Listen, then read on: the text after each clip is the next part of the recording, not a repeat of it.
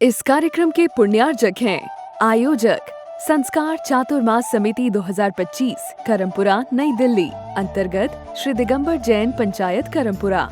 संरक्षक श्री सतीश जैन, अध्यक्ष श्री सुंदरलाल जैन, उप प्रधान श्री महेश जैन, उप प्रधान श्री महिपाल जैन, महामंत्री श्री देवेंद्र कुमार जैन, कोषाध्यक्ष श्री सुशील जैन। कार्यकारिणी सदस्य श्री प्रदीप जैन, श्री घनश्याम जैन जी, श्री संजय जैन सीए, अरविंद जैन, मोहित जैन, राहुल जैन, निखिल जैन। सौभाग्य युवा मंडल करमपुरा अध्यक्ष अंशुल जैन, उपाध्यक्ष आयुष जैन, सचिव अभिषेक जैन, कोषाध्यक्ष असीम जैन। विनीत सखी महिला मंडल करमपुरा नई दिल्ली अध्यक्ष श्रीमती अनिता जैन, उपाध्यक्ष श्रीमती ऋतु जैन, मंत्री श्रीमती संगीता जैन, कोषाध्यक्ष Shrimati Sunita Jain. Vineet DLF capital green Moti Nagar सौभाग्य युवा मंडल करमपुरा श्री अचल जैन।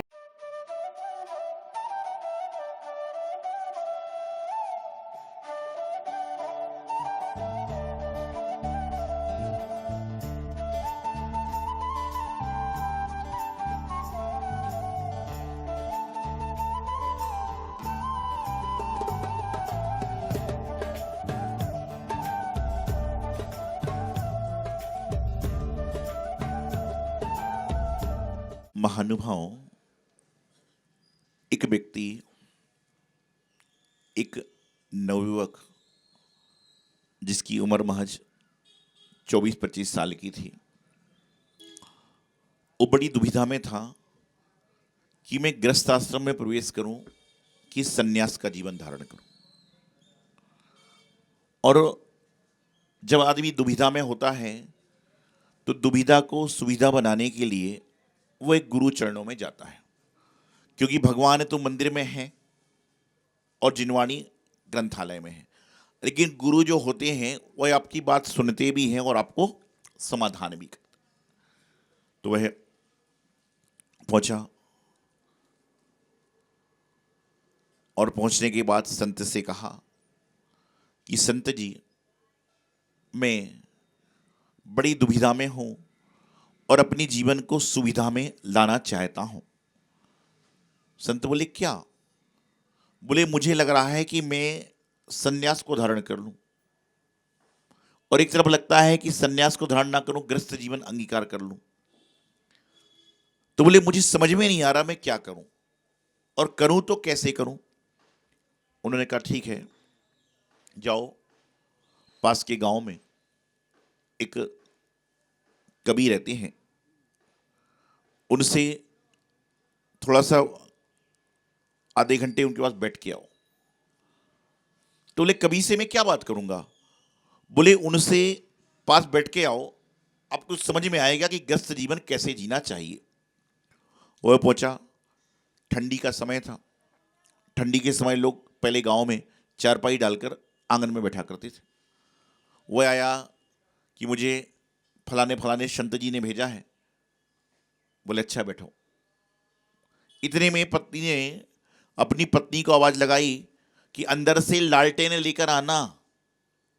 बाहर धूप में आदमी बैठा हुआ है, पत्नी को अंदर आवाज दे रहा है कि लालटेन लेकर आना। आज की पत्नियों का जवाब क्या होगा? आज की पत्नियों का जवाब क्या होगा? कि सूरज की रोशनी में बैठा है तो भी लालटेन चाहिए। लेकिन पत्नी अंदर से लालटेन लेकर आ गई। थोड़ी देर में अंदर से पत्नी ने आवाज दी कि जाओ बाहर टोकरी में टमाटर रखे हुए हैं, टमाटर लाकर देना। पति मटर लेकर पहुंच गया। सोचिए, पत्नी ने अंदर से आवाज दी टमाटर लेकर आना, और पति टमाटर लेकर पहुंच जाए तो क्या होगा? टोकरी में टमाटर भी थे, टोकरी में केले भी थे, टोकरी में मटर भी थे, लेकिन टमाटर मंगाया और मटर लेकर गया तो क्या होगा? बोलेगा, तुझे दिखाई भी नहीं था। आप सोचिए, ये परिस्थिति उस समय की थी तो ये नौजवान कहने लगा, मुझे पता नहीं कहां फंसा दिया, समझ में नहीं आ रहा। वो लालटेन ला के दे रही है दिन में, और एक टमाटर होने का मटर ला कर दे रहा है। इतने में वो जाने लगा। तो कवि ने कहा, कुछ समझ में आया? बोले, क्या समझ में आया? कवि ने पूछा, क्या समझ में आया? बोले, कुछ समझ में आया। बोले, क्या समझ में आया? या तो पता ही नहीं चल रहा क्या हो रहा है, पागलों के पीछे फंसा दिया मुझे। तो फिर कहा उन्होंने कहा कि भाई कुछ समझ में आया? बोले नहीं समझ में आया। बोले संत जी ने मेरे पास भेजा था कि यदि गृहस्थ जीवन में अंगीकार करो तो पति पत्नी में तालमेल होना चाहिए। और तालमेल कैसा होता है? आप कार चलाते हो तो कार के चारों पहिए बराबर होते हैं कि एक ऊपर एक नीचे होता है? और यदि एक ऊपर एक नीचे हुआ तो एक्सीडेंट का खतरा हो जाएगा। उसी प्रकार से पति पत्नी में यदि तालमेल चलेगा तो गृहस्थ जीवन की गाड़ी सही चलेगी, और तालमेल नहीं होगा तो क्या होगा? एक्सीडेंट होगा, नुकसान हो जाएगा। और फिर वही पत्नी जिसकी चाय आपको सबसे प्यारी लगती थी, उसी चाय में तुम नुक्स निकालोगे, या दूध कम है, या पत्ती कम है, और कम है। और वही पति जो आपके लिए हर चीज लाला कर देता था, अब जो चीज लाकर दे रहा है उसमें भी आप नुक्स निकालना चालू करोगे जब तालमेल नहीं होगा। तो उसने बोले कैसे? अरे बोले देखिए, मैंने भरी धूप में लालटेन मंगाई तो पत्नी ने अंदर से लालटेन ला कर दी। बोले मुझे तो समझ में ही नहीं आ रहा। तो बोले पत्नी से पूछ लेते। बोले पत्नी से पूछा, बोले आप लालटेन लेकर क्यों आए?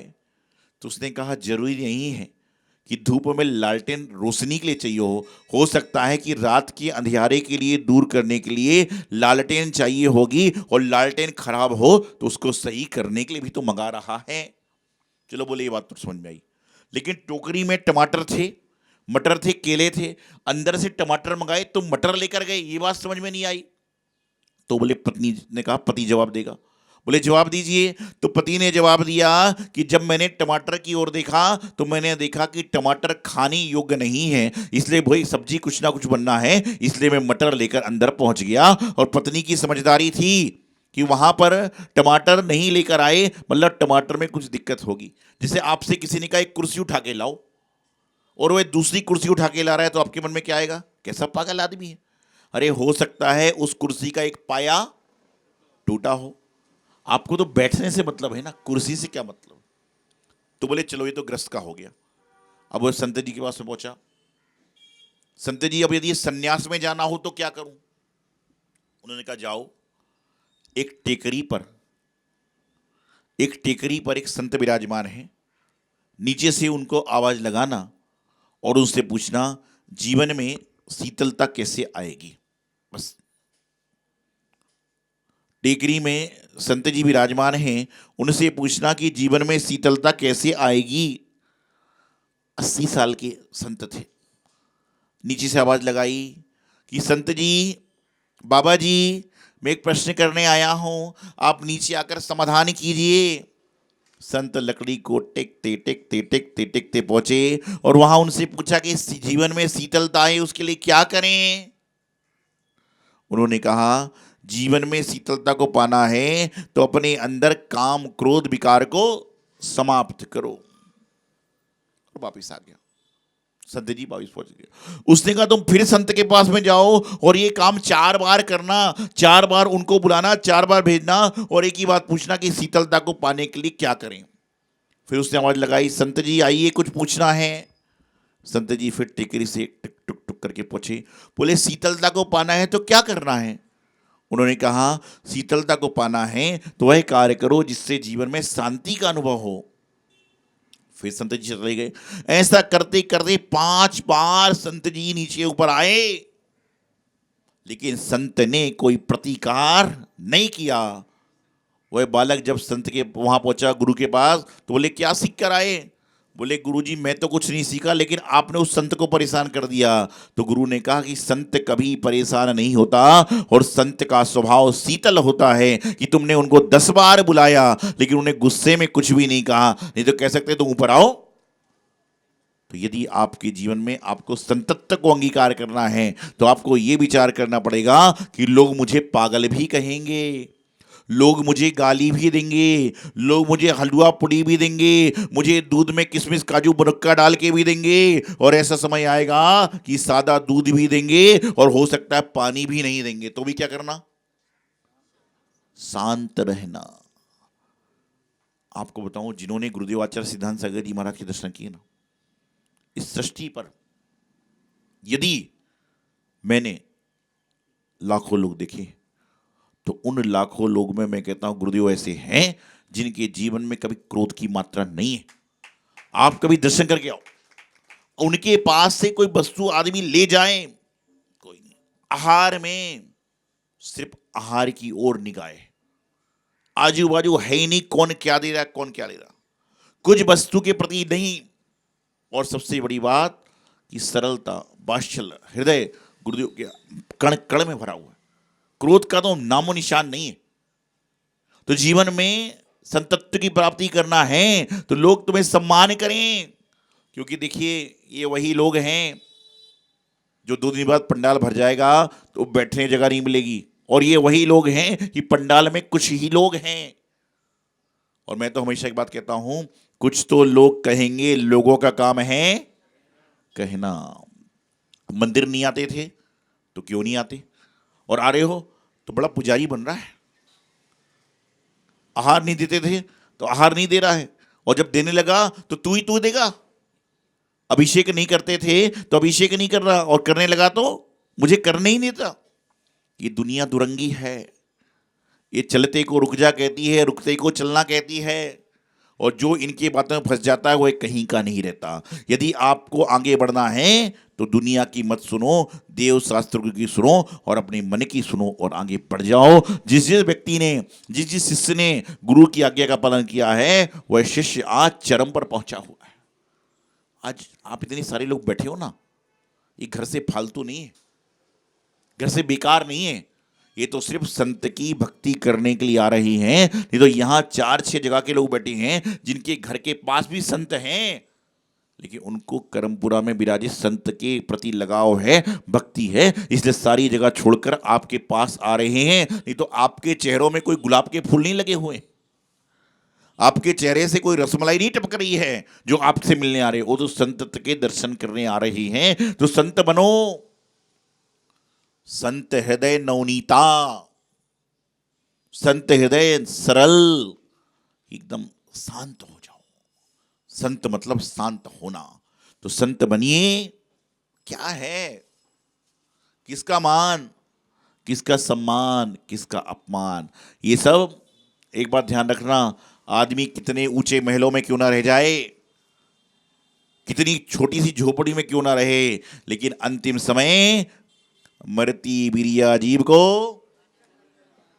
अंत स्थान सबका एक है। रहने का स्थान भले एक अलग अलग है, लेकिन अंत में जाने का स्थान और दफनाने जलाने का स्थान एक ही है, अन्यत्र नहीं है। चाहे पैसे वाला हो, चाहे गरीब हो, चाहे अमीर हो, कुछ भी हो, ये सबकी मंजिल राम नाम अरिहंत नाम अर्थी के सामने गा रहे हैं, मुर्दे को सुना रहे हैं। अरे मुर्दे को क्या सुनाओगे, मुर्दे को क्यों सुना रहे हैं? क्योंकि यह वही मुर्दा है जिसने जीते जी कभी भगवान का नाम नहीं लिया। तो आप सबको सीख दे रहे हैं कि जीते जी नाम ले लो, नहीं तो मुर्दे को सुनाया जाए। तो मुर्दे को नहीं सुना रहे, बल्कि मुर्दे के साथ जो जिंदा मुर्दे चल रहे हैं उनको सुनाया जा रहा है कि तुम भी जीवन में धर्म करो, नहीं तो अंत में तुम्हारे सामने जाया जाएगा कि राम नाम। ध्यान रखना, सामने से ये जय श्री राम बोलते हुए लोग आ रहे हैं तो लोग खुश हो जाते हैं, और सामने से राम नाम सत्य बोलते आते हैं तो लोग चेहरे पे उदासी ले आते हैं। राम तो दोनों है, जय श्री राम बोलते हैं तो आदमी के चेहरे पर प्रसन्नता आती है, और जब राम नाम सत्य बोलते हैं तो चेहरे पर मायूसी आती। क्यों? राम तो दोनों है, लेकिन राम नाम सत्य बोल दिया जाए तो मतलब कोई संसार से जा रहा है, और जय श्री राम बोल दिया जाए मतलब संसार में चल रहा है। इतने सारे लोग बैठे हैं, कोई चलो जाए राम नाम सत्य है, राम नाम सत्य है, तो आदमी को लगे पता नहीं किसका क्या हो गया। मतलब राम का नाम लेना भी गुनाह है, राम नाम सत्य लेना भी पाप है। तो कहते हैं कि राम नाम सत्य बोलना मतलब जो है गुनाह नहीं है, लेकिन राम नाम सत्य कहां बोला जाता है, ये बात गुनहगार की है। संत बनिए, ग्रस्त जीवन जीजिए। ठीक है, क्रोध इंसान के साथ चलेगा, लोभ आदमी के साथ चलेगा, लेकिन कहते ना, आप यदि 60 साल के हो गए तो ऐसा काम मत करना कि लोग कहें 60 साल का हो गया, मतलब क्या बोलते हैं इसको, सटिया गया। ये आप लोग कह रहे हो, मैं नहीं कहना हूं, मैं तो आपके सुन से कहता हूं। ये कहावत थी कि 60 साल का आदमी सटिया गया, लेकिन कहावत को बदल दीजिए, कहावत को बदल दीजिए। ये कहिए 60 साल का हो गया बतिया गया, सटिया नहीं गया बतिया गया। वो बोलने लग जाता, धनाधन बोलता है, धनाधन बोलता है। 60 साल का हो गया तो बतिया गया, और 70 साल का हो गया तो 70 साल का हो गया तो सोने में माहिर हो गया, कहीं भी सो जाएगा, बैठे बैठे सो जाएगा। और 80 साल का हो गया तो पजामा अलग है, कुर्ता अलग है, पीला पजामा कुर्ता काला, दुपट्टा अलग है, धोती अलग है। 80 साल में कुछ ज्ञान नहीं है। और 90 में तो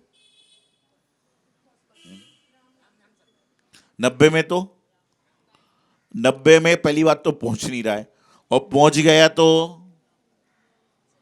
क्या बोल रहे हो, सुनाई नहीं दे रहा, क्या खा रहे हो, खाने में स्वाद नहीं आ रहा। और 100 में हो गया तो 100 में हो गया तो उदक चंदन तंदुल पुष्पिकई,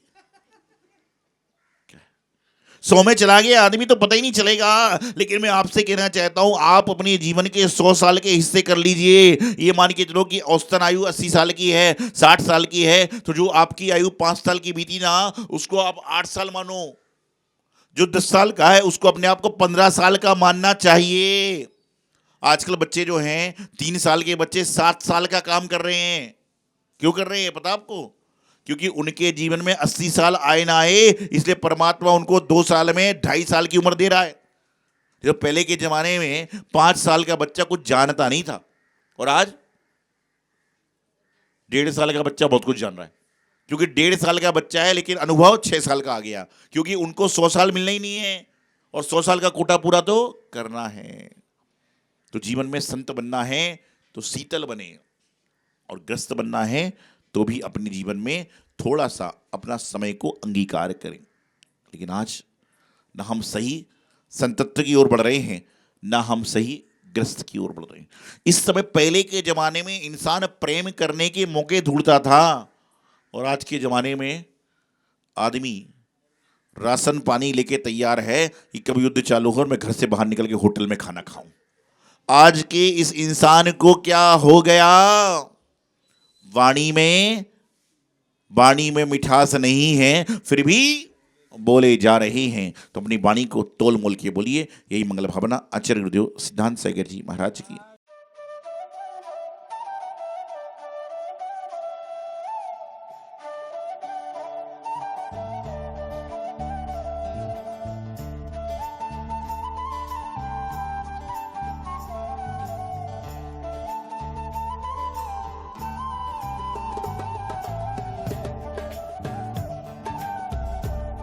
इस कार्यक्रम के पुण्यार्जक थे आयोजक संस्कार चातुर्मास समिति 2025 करमपुरा नई दिल्ली अंतर्गत श्री दिगंबर जैन पंचायत करमपुरा।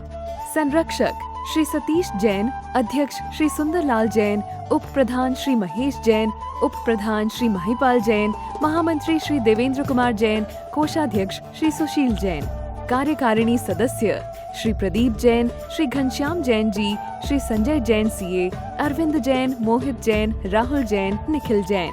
सौभाग्य युवा मंडल करमपुरा अध्यक्ष अंशुल जैन, उपाध्यक्ष आयुष जैन, सचिव अभिषेक जैन, कोषाध्यक्ष असीम जैन। विनीत सखी महिला मंडल करमपुरा नई दिल्ली अध्यक्ष श्रीमती अनिता जैन, उपाध्यक्ष श्रीमती ऋतु जैन, मंत्री श्रीमती संगीता जैन, कोषाध्यक्ष Shrimati Sunita Jain. Vineet DLF capital green Moti Nagar सौभाग्य युवा मंडल करमपुरा श्री अचल जैन।